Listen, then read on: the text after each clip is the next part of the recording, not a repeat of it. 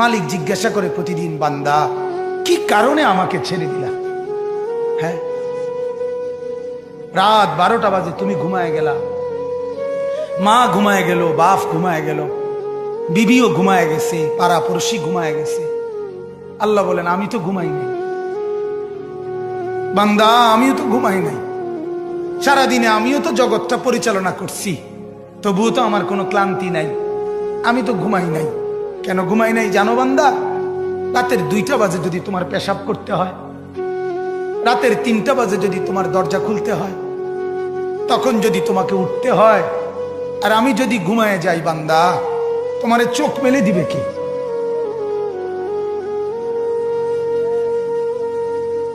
এই বাপ, চোখ মেলে দিবে কি?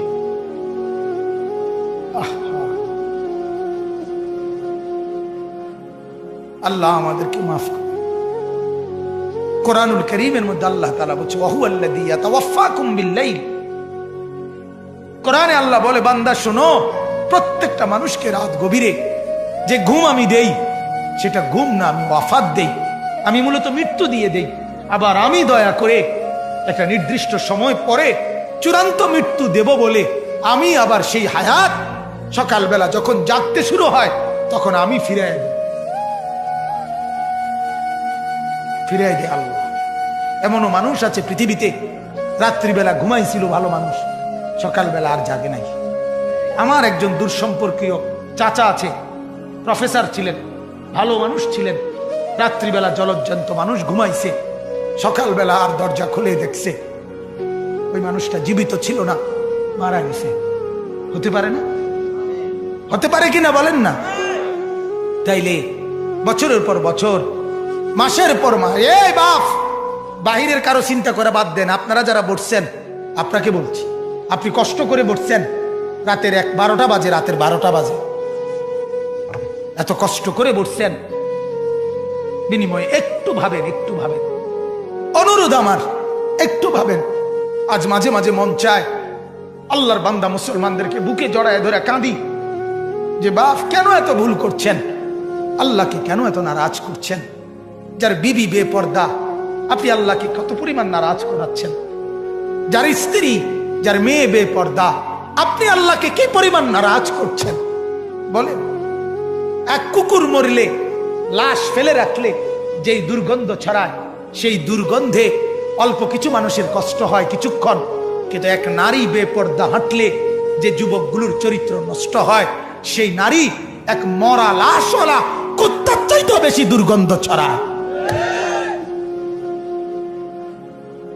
কুকুরের দুর্গন্ধ এত বেশি ছড়ায় না, বেপর্দা নারীর দুর্গন্ধ যে পরিমাণ ছড়ায়। সে তো শত শত যুবক তার চরিত্র শেষ করে দিছে। এই সিনেমার নায়িকা নর্তকীরা উলঙ্গ আর ছবি আর বিবস্ত্র ছবি আর নাচ গানের এই ফুর্তি দেখিয়ে এরা হাজারো যুবকের চরিত্র গঠন করে না নষ্ট করে? কথা বলেন না কেন? এজন্য আমার শায়েখ আল্লামা মুফতি মুশতাকুর নবী সাহেব বলে, হাজারো মানুষের জীবন নষ্ট করে যে, এজন্য তার জীবনে কখনো সুখ ধরা দেয় না। এজন্য এই পৃথিবীর জরিফ এটা, আপনি জরিফ চালায়া দেখেন, যত সিনেমার নায়ক নায়িকা, এদের জীবনের মতো দুঃখী জীবন, ব্যক্তি জীবনের মতো কষ্টের জীবন আর কারো নাই। আপনি খবর লাগান, আপনি খবর লাগান, এদের মতো লাঞ্ছনা। কারণ হাজারো যুবককে নষ্ট করছে এই হাসি দিয়া, অথচ এই হাসি তার মূলত আসল হাসি না। এই হাসি যদি ল্যাবে অথবা ডায়াগনস্টিক সেন্টারে পরীক্ষা করায়, প্রত্যেকটা হাসির মধ্যে ফরমালিন পাওয়া যাবে। কি পাওয়া যাবে? ফরমালিন। ফরমালিন। কি বুঝে বিড়ি খান, কি বুঝে সিগারেট খান, কোন বুঝে দাড়ি কাটেন, কোন বুঝে টেলিভিশনে নর্তকীর নাচ দেখেন। আজ 20 বছর ধরে যার ঘরে রঙিন টেলিভিশন চলে, নাচ গান, সিনেমা, নাটক, নর্তকীর ছবি, আমনের বউ বাচ্চা বছরের পর বছর আমনের ঘরে বইয়া, সোফাত বইয়া বইয়া টেলিভিশনে নাচ গান দেখে, আমনে মরতেন না? আমনের বউ বাচ্চা মরতো না? আমনে আল্লাহর সামনে দাঁড়াইতেন না? না, জিন্দিগিটাই ছবি, জীবনটাই ছবি, একেবারে যেটা পাও। আজ মুসলমানের যুবকের কথা হইল বেঈমান, ইহুদি আর কাফেররা আমাদেরকে এরকম ফাঁদে ফেলাইছে যে যা কিছু আছে 24 ঘন্টা মুসলমানের ছেলে মেয়ের হাতে মোবাইল তুলে দিছে, যেটা ফাও শুধু ছবি উড়াই আমগো কাছে পাঠায়। এটা কুত্তা হোক, বিলাই হোক, শুকর হোক, মানুষ হোক, গরু হোক, ছাগল হোক, হুজুর হোক, পাবলিক হোক, বেড়া হোক, বেড়ি হোক, জোয়ান হোক, বুড়া হোক, যেটা পাউলা শুধু ছবি উড়া। জিন্দিগির কাজে একটা আহ হায় হায় বাপ, তোমরা বুঝো না, বেঈমান তোমাদেরকে বেঁধে ফেলছে আষ্টে পিছে। নবীজি এ কথা বলছে, উম্মত, চুরি ডাকাইতি, জিনা, ব্যভিচার, মদ, জুয়া, নাচ গান, টেলিভিশন, নাটক, সিনেমা, বিড়ি, সিগারেট, তুমি সব করতে থাকো, তোমার জিডা মনে কয়টা করো, হাসরের ময়দানে শুধু আমার দ্বারে আইও, আমি বেহেশতে ফাটাই দিমু, এটাই তো সুপারিশ না? তো আমনে ঘটনা কি? এক বুজুর্গ বলছেন, আমি দেখলাম যে পুরা বাজারে যত ব্যবসায়ী তাদের মাল বিক্রি করতেছে, তন্মধ্যে সবচেয়ে বেশি চিল্লাইতেছে, কাস্টমার গ্রাহক ডাকতেছে এই বরফ বিক্রেতা, এবং চিৎকার করে করে বলতেছে, হে আল্লাহর বান্দারা, তোমরা ওই ব্যক্তির উপরে একটু দয়া করো, যাদের নেওয়ার জলদি জলদি নাও, যার পুঁজি খুব দ্রুতই গলে গলে শেষ হয়ে যাইতেছে।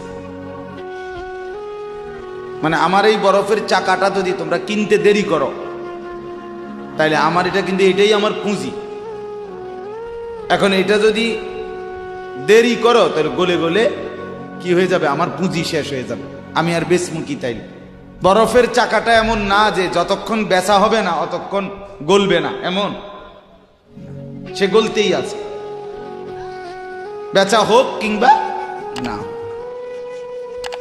তো ওই আল্লাহর ওলি বলেন, আমি এই বরফ বিক্রেতার এই আহাজারি, তার এই চিৎকার চেঁচামেচি, তার এই পেরেশানি থেকে আমার হায়াতের কদর বুঝলাম, জীবনের কদর বুঝলাম, যে আমার হায়াতটাও ঠিক এরকম, এটা গলে গলে শেষ হয়ে যাচ্ছে। প্রতি মিনিট, প্রতি সেকেন্ড আমি ঘুমে থাকি কিংবা সজাগ থাকি, আমার হায়াত শেষ হইতেছে। খামখেয়ালি করে গপ মারলাম, তামাশা করলাম, তবুও শেষ হচ্ছে। কঠোর পরিশ্রম করতেছে ওই ব্যক্তির সময় কি হইতেছে, হায়াত শেষ হচ্ছে। অতএব বরফ বিক্রেতার পুঁজি যেমন গলে গলে শেষ হয়, আমাদের হায়াত, আমাদের জিন্দিগি, আমাদেরকে একটি নির্দিষ্ট সময় আল্লাহ তাআলা বেঁধে দিয়েছেন, আল্লাহই জানেন সেটা কতক্ষণ, কিন্তু আমরা এটা বিশ্বাস করি নির্দিষ্ট। অতএব এই নির্দিষ্ট সময়টুকু আমরা যদি গুরুত্ব দেই কিংবা অবহেলা করি, সমানভাবে চলে। আমি ঘুমাইলাম 10টা বাজে, জেগে দেখি 12টা বাজে, তার মানে কি, আমার এই ঘুমের মধ্যে রাইখাই আমার হায়াতের 2 ঘন্টা আমার উপর দিয়া চলে গেছে, গেছে কি না বল? এমন আপনি চা দোকানে বসছিলেন 4টা বাজে, এখন দেখেন 6টা বাজে, আহা, আপনার এই চা দোকানের এই গল্প গুজবের মধ্যে রাইখাই আপনার হায়াতের 2 ঘন্টা আপনার থেকে চলে গেছে। এবং এটাই সত্য যে এটা আর কোনোদিন ফিরবে না, আর কোনোদিন না। বিশ্ববিখ্যাত মুফাসসির হযরত মুজাহিদ ইবনে জবর রাহমাতুল্লাহ আলাইহি, যিনি হযরত আব্দুল্লাহ ইবনে আব্বাস রাদিয়াল্লাহু তাআলা আনহুমার ছাত্র ছিলেন, তাবিঈ, যারা সাহাবীকে দেখছেন, তো তিনি বলেন, প্রত্যেকটা দিন যখন ভোর হয়, সকাল হয়, তো পৃথিবীবাসীকে ডাক দিয়ে বলে, হে জগৎবাসী, আল্লাহর কসম, আমি একটা দিন কিয়ামতের পূর্বে শুধু এই আজকের জন্যই এসেছি, আমি আর কোনো দিন আসবো না ফিরে, তুমি আমারে নষ্ট করো না, বরবাদ করো না, আমারে কদর করো। আজকের এই 13ই অক্টোবর, আগামী শুক্রবারে আবার ফিরবে না, শুক্রবার একটা আসবে, কিন্তু সেটা 13ই অক্টোবর হবে না, সেটা হয়ে যাবে 20 অক্টোবর, ঠিক না বলে? এই ঘন্টা, এই মিনিট, এই সেকেন্ড, এই সময় আর আসবে। অতএব আমার প্রথম কথা, লম্বা সময় বয়ান করার সুযোগ নাই, আপনাদের কাছে আমার প্রথম কথা, আমার বাপ, যে যত দিকে ব্যস্ত থাকেন জিন্দিগির কদর করে। আপনার হায়াত আপনার কাছে আমানত।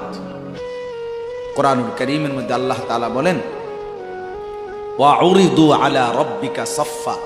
এই সূরা কাহফের মধ্যে আমি যে এই সূরা থেকে পড়ছি, আল্লাহ বলেন তোমাদের প্রত্যেককে হাসরের ময়দানে লাইন ধরিয়ে একজন একজন করে আমি আল্লাহর সামনে এনে দাঁড় করানো হবে। একজন একজন আমি আল্লাহর মুখোমুখি পেশ করা হবে। লাকাদ জিতুমুনা কামা খালাকনাকুম আউয়ালা মাররা।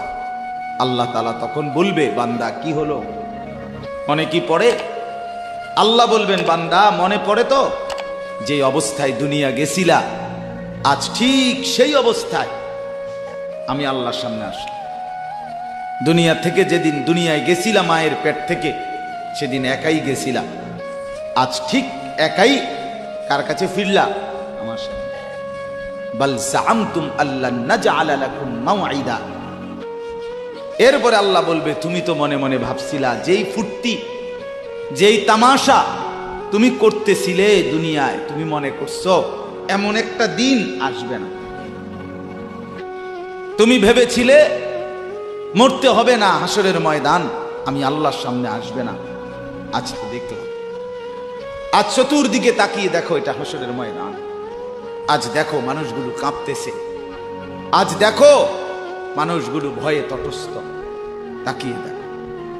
ওয়াবুদি আল কিতাব ফাতারাল মুজরিমিনা মুশফিকিনা মিম্মা ফি। আল্লাহ বলেন প্রত্যেককে আমি আল্লাহর সামনে এনে তার আমলনামা তার সামনে রাখা হবে, আর আল্লাহ বলবে পড়ো, দেখো। তো প্রত্যেক নাফরমান পাপী নিজের জিন্দেগির গুনাহ আর নাফরমানি দেখে আল্লাহ বলেন কাঁপতে থাকবে। মুশফিকিন কাম ওয়ায়াকুলুনা ইয়া ওয়াইলাতানা, আর বলবে হায় আমার কপাল মন্দ, মালি হাযাল কিতাব। আল্লাহ এটা কাকে দিয়ে লেখাইলেন, এমন কেমন কিতাব, লা ইউগাদিরু সগীরাতান ওয়ালা কাবীরাতান ইল্লা আহসাহা। হায় আল্লাহ, আমার জীবনের এক সেকেন্ড, ছোট বড় একটি কর্মকাণ্ড, একটি নিঃশ্বাস এখানে হিসাবের বাহিরে নাই, সব তো এখানে লেখা। আমি পালাবো কিভাবে, আমি বাঁচবো কিভাবে, আমি মুক্তি পাবো কিভাবে। ওয়াজাদু মা আমিলু হাদিরা।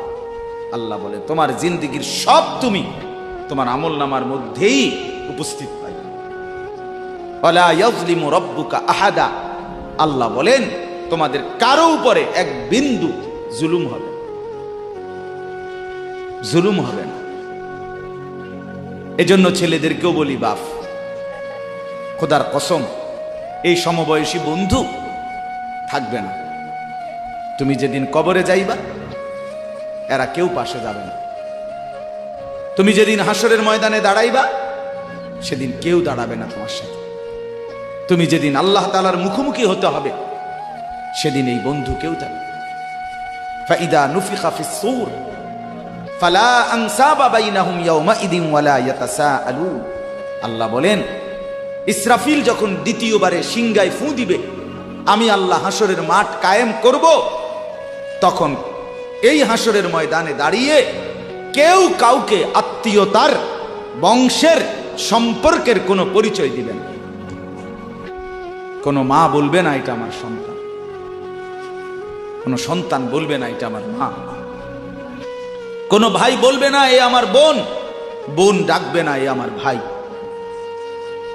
ওয়ালা ইয়াতাসাআলুন, কেউ কাউকে জিজ্ঞেসও করবে না কেমন আছে। কে কারে জিজ্ঞাসা? আম্মা জান আয়েশা রাদিয়াল্লাহু তাআলা আনহা বলেন, নবীজির স্ত্রী তিনি নবী সাল্লাল্লাহু আলাইহি সাল্লামকে জিজ্ঞেস করছিলেন, ইয়া রাসূলুল্লাহ, হাসরের ময়দানে সবাই কাপড় চোপড় বিহীন উলঙ্গ হয়ে দাঁড়াবে, তো একজন আরেকজনের দিকে তাকাবে না, কেমন লাগবে তখন? রাসূলুল্লাহ সাল্লাল্লাহু আলাইহি সাল্লাম বলেন, খোদার কসম আয়েশা, হাসরের ময়দান এতটা ভীতিকর অবস্থা যে একজন মানুষ নিজেকে বাদ দিয়ে কারো ব্যাপারে তাকানো চিন্তা করার, খবর নেওয়ার 1 সেকেন্ড সময় পাবো। সকলেই উপরের দিকে নিজেকে নিয়েই ব্যস্ত থাকে। ইয়া রব্বি নফসি নফসি, ইয়া রব্বি নফসি নফসি, ইয়া রব্বি নফসি নফসি। এজন্য বাপ আমার, আপনার হায়াত আপনার কাছে। আপনি যেদিন মরবেন সেদিনও মানুষ ভাত খাবে। এই গ্রামবাসী ধোকা, ধোকা, মহল্লাবাসী ধোকা, এগুলো সব ধোকা, সব ধোকা। বন্ধুরা ধোকা, স্ত্রী ধোকা, এগুলো সব ধোকা। সব ওই রাত্রে খানা খাবে, আপনারে দাফন করে আসে। আরো বেশি খাইব মানুষের ঘরের থেকে, যাইতে আইনা ভাত খাওয়া। আও হারাদিন কাঁদছেন আমনে, শরীর দুর্বল হয়ে যাব খানা না খাইলে। ভাত খা, খানা বন্ধ। লাশের সামনে, লাশের সামনে মুসলমান আজকে জানাজা, লাশ সামনে, এখানে দাঁড়াইয়া জিগায় খানাটা কোন দিন কইয়া লাইলে ভালো আছিল। কি আহা আহা, মানুষ কার জন্য শিক্ষালেন? এই মানুষগুলো তারা আজকে জিগায় খানাটা কোন দিন করবে। 4 দিন না খানাটা কি সোমবারে করলে ভালো হয় না মঙ্গলবারে করলে ভালো হয়? কদ্দুর অনবুজ করে লাইলে ভালো আছিল। লোকজন কি আর আবার ফাইবেননি? হ্যাঁ, মানুষটিরে আবার কইটো আইবেন, আজকেই কইয়া লাইলে ভালো। ফলে জানাজার লাশের সামনে দাঁড়াইয়া আগে কইয়ালায় সবাই খেয়াল রেখেন সোমবারে খানা। আহ, এর নাম দুনিয়া, এর নাম, এর নাম দুনিয়া। এই জন্য দুনিয়া বড়ই স্বার্থ। এটা রাক্ষস, শুধু গিলে খায়, তৃপ্ত হয় না, তৃপ্ত হয়। সেদিন আমি এক কুটিপতির বাড়িতে গেছি, অনেক বড় সম্পদশালীর বাড়িতে গিয়া তার বাসায় বাথরুমে গেছি। দেখি যে বাথরুমের যে দরজা, দরজার যে সিটকারি লাগায়, তো সিটকারিটা আছে, কিন্তু সিটকারিটা যেটার মধ্যে লাগায় ছোট্ট বল্টু একটা, এটার মধ্যে লাগায় যেটার মধ্যে আরে এটা নাই। এবারে লাভ হলো কি, কিসের মধ্যে লাগায়? কথা বুঝছেন না আপনি? লকটার এই ছোট ইয়াটা যেটার মধ্যে লাগায় আর এটা নাই। তা না, আমি বের হয়ে বললাম, হা ভাইয়া, এরই নাম দুনিয়া। দুনিয়া এমন একটা না একটা থেকেই যায়, সব চাহিদা, সব প্রয়োজন পূরণ হয় না, পূরণ হয়। আপনার লাশ যেদিন জানাজা হবে সেদিনও আপনার ঘরের হাজারো প্রয়োজন বাকি থেকে যায়, বাকি থেকে। পৃথিবী হাসবে ঠিকই, সিএনজিও চলবে, অটোও চলবে, সূর্যও ডুববে, চাঁদও উঠবে, রাতও শেষ হবে, দিনও আসবে, কেউ থামবে না আপনার জন্য। আপনি শুধু চলে যাবেন একা কবর, কেউ থামবে না। এরে বাপ, কেউ থামবে না। ছেলেরা আজকে বন্ধুর পাল্লায় পড়ে নষ্ট হয়ে যাচ্ছে। আহ, সমবয়সী বন্ধু তোমার উলঙ্গ ছবি দেখায়া, নর্তকী দেখায়া শেষ করে দিল, তুমি বুঝলাম। সমান সমান বন্ধু একসাথে তোমার জুয়ার আড্ডায়, মদের আড্ডায়, নারীর আড্ডায়। আহ, আফসোসের ব্যাপার। ভাবতেই শিখেন একজন মানুষ সুস্থ স্বাভাবিক, একজন সতেজ সবল মানুষ, সে কেমনে এত বোকা, নিজেকে ধ্বংস করে। আমি যখন এখন এই মাত্র যে দিদা আসতেছিলাম গাড়ি দিয়া, একটা ছেলে প্রতিবন্ধী, ছোট একদম প্রতিবন্ধী, সে দাঁড়াইয়া রয়েছে মাঝখানে, মানে গাড়ির হরনও বোঝে না, কিছুই বোঝে না সে। পরে আরেকটা ছেলে ধরে তারে এক পাশ করে দেওয়াতে তারপরে আমার গাড়িটা আছে এই এখানে। এখন এই ছেলেটা তো অবুঝ হইতে পারে, এই ছেলেটা তো প্রতিবন্ধী, সে তার ভালো মন্দ বুঝে না। কিন্তু তুমি ছেলে সুস্থ সবল স্বাভাবিক যুবক, তুমি কেমনে নিজের ভালোটা বুঝো না? তুমি কেমনে নিজের ভালোটা বুঝো না? বলে এত মানুষের জানাজা, কবরস্থান নাই এমন কোন এলাকা আছে? বলেন, আপনাদের মহল্লায় কবরস্থান নাই? আপনারা কোনোদিন জানাজা পড়েন নাই? আপনারা লাশ দেখেন নাই? তাহলে জলজ্জান্ত মানুষ আজকে কবরে।